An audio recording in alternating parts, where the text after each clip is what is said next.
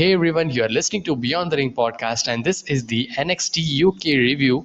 So, guys, this week's NXT UK was a really, good show, a great main event, one of the great Heritage Cup match after Tyler Bate had a match, and this was so good, and we are going to see so many matches because this they're actually having number one contenders Heritage Cup tournament. So all of the matches that they're gonna have is on the rules of Heritage Cup. So that's great that they actually did this. I think so. This is the first time they actually did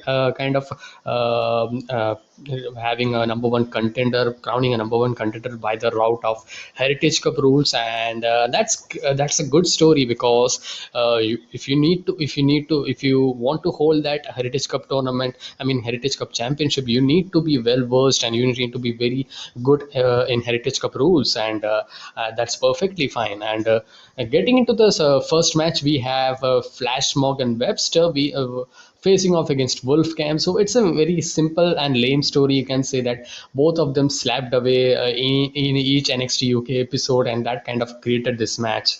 And but the match itself was fun to watch through, and it was good, but the whole story was in the beginning was Webster kind of uh, playing with Wolfgang, and Wolfgang having a certain finally having his power advantage in the forefront, and creating an opening for him. And the opening was when he actually took a plancha.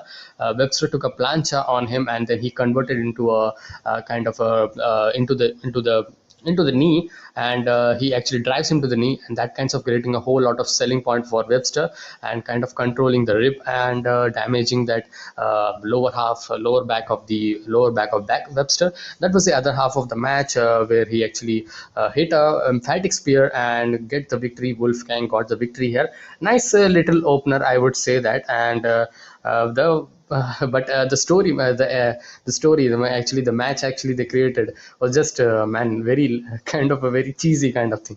And again, they actually shook hand after this.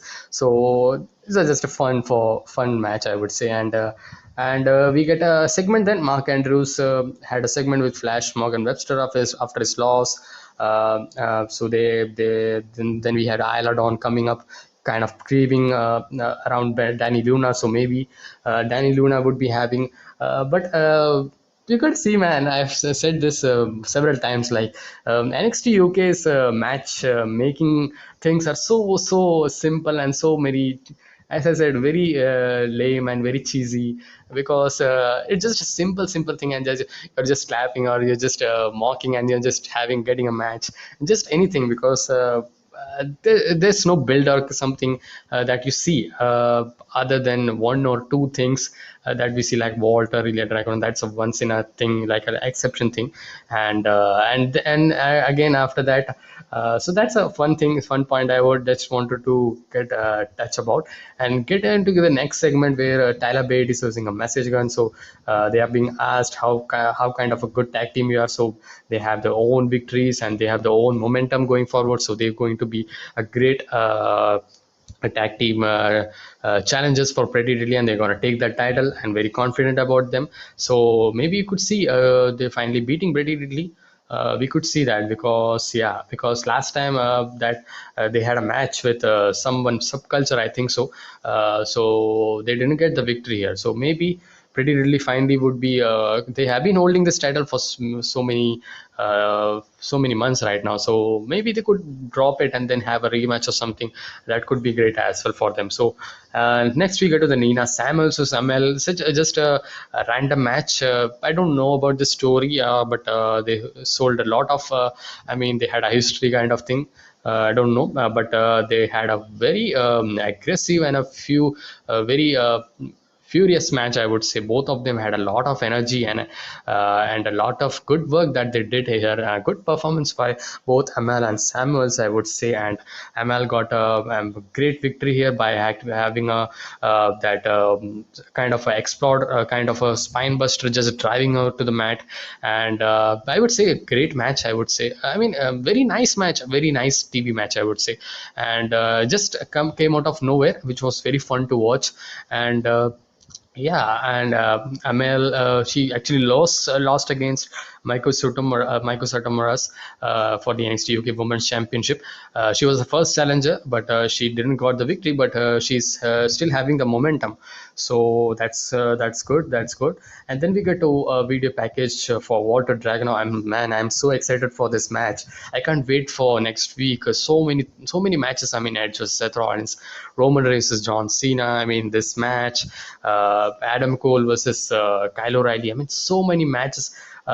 This month is gonna be like so many match of the year contenders is gonna come up. I don't know, but I'm planning, like, I wanted to post next week. Maybe I would be creating a top 10 matches from all of the promotions, like Ring of Honor, NXT, SummerSlam, and WWE. I'm saying. And I mean, whatever matches. And I have promotions covering. I wanted to do that, man. Let's see how it goes. And we get to the next segment where Dragunov had a clips where he is selling a lot of emotions. He said that he's very the is very thinking about his because Walter, because I he says that he respected Walter but not right now, and not now. And his Walter is getting into the head of Dragunov, so he's very emotional and he's very mentally very in a problematic manner when he actually took a loss. So nice story. Actually, it relates to his character as well as his physical structure as very well, I would say. And I'm very rooting Dragunov. I want Dragunov to defeat that BS bastard.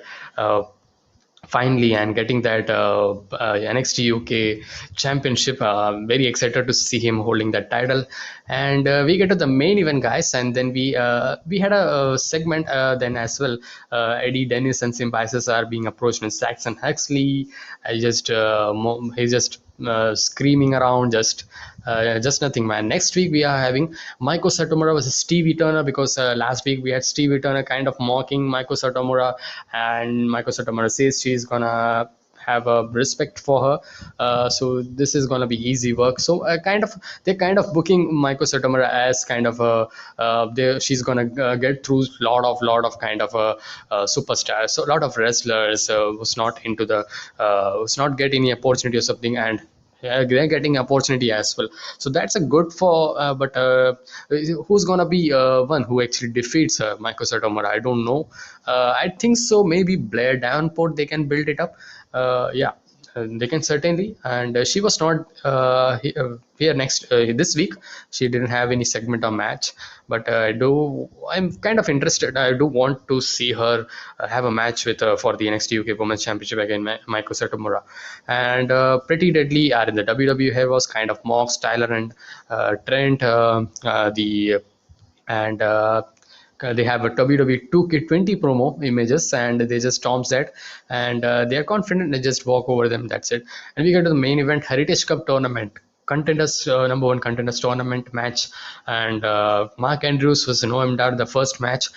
This was so good. This was a great main event. And I would like to just say how it actually escalated. I mean, the round one, round two, round three, and round four, and round five. And the round one kind of was a this feeling out process, and wrist lock control, and back and forth action, and both of them having the speed and quickness advantage. And I wanted to say that Noam Dar is so good, and he's just so good, man. Just so good in having his heel tactics work, and just escaping, and just having just mocking, and just having just just his whole portrayal of the character is so good. And we get to the round two where this match actually kind of shifts into the range of Mark Andrews, where he was getting this quickness and speed advantage, which was not being kind of matched up with Dar. Dar was not able to match up. That's what I want to say. And finally they were kind of in a back and forth mode, I would say. And they had a arm work as well, where Dar was controlling arm of Mark Andrews. And then Dar actually focused about Andrew's legs, and he was working over the leg quite a very lot, and that was the whole story. Then progressing this match, and then we go to the round three, and kind of a comeback for but he was for Andrews, but he was not able to, and lot of back and forth, lot of back suplexes, and Dar was looking great here. Dar finally got a tap out from Andrews because of his knee worked very lot, and he got the first pinfall. And then we go to the round four. Round four, we had Tioman and Raja coming up, Rohan Raja coming up, just kind of standing there, kind of scouting. And after the round four, we saw Dar kicks Andrews away, hit an elbow strike into an enziguri, and another knee bar counter from roll up from Andrews, and that gets kind of a yeah, that's kind of get into a 1-1 situation, where actually Andrews get a point. Actually, he pinned, I think. So actually, I think so. He get a roll up, yeah, roll up victory, and that was a great drama filled thing, very fast paced action that was going on round four. And that distraction kind of I mean, averted from the match, but it wasn't a lot of bad thing, I would say. And just there, they just gone away after this, and kind of they were scouting Mark Andrews or Noam Dar, and then just kind of Mark Andrews, I think so. And then they thought about that, no man, he's not the one who we are looking after. So then we have round five, and round five we had both of them having a desperation and frustration, because showing around, because they wanted to get the victory, they wanted to lead and get the victory here. So Dar finally had a lot of back and forth kings, and kicks from Andrews, blocks from Dar as well, caught a 619 turned into an ankle lock.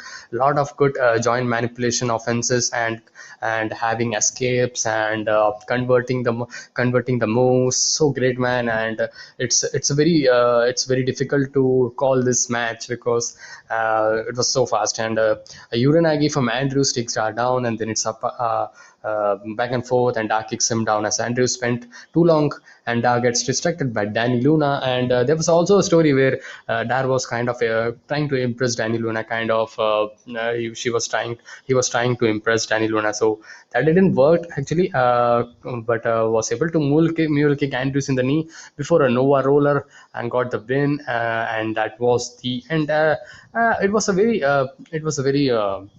I would say simple, predictable match, if you think so, because he's in the tag team thing. Mark Andrews and Noam Dar is a great single superstar, and he is the one who actually should have to be pushed. So they did it, but Mark Andrews didn't look weak, and they booked him really strong in this match. And great performance from Mark Andrews, and he just showed that he's just as good as tag team wrestler, as well as single superstars, when he's meant to be. So guys, this was a great main event for me, I would say. And yeah, and I enjoyed this. And next week, Michael Satomura versus Stevie Turner for the NXT UK Women's title, and Pretty Deadly versus Mustache Mountain for the NXT UK Tag Team titles. And this is the two matches coming up next week, NXT UK. So that was this episode, guys. I hope to see your thoughts as well.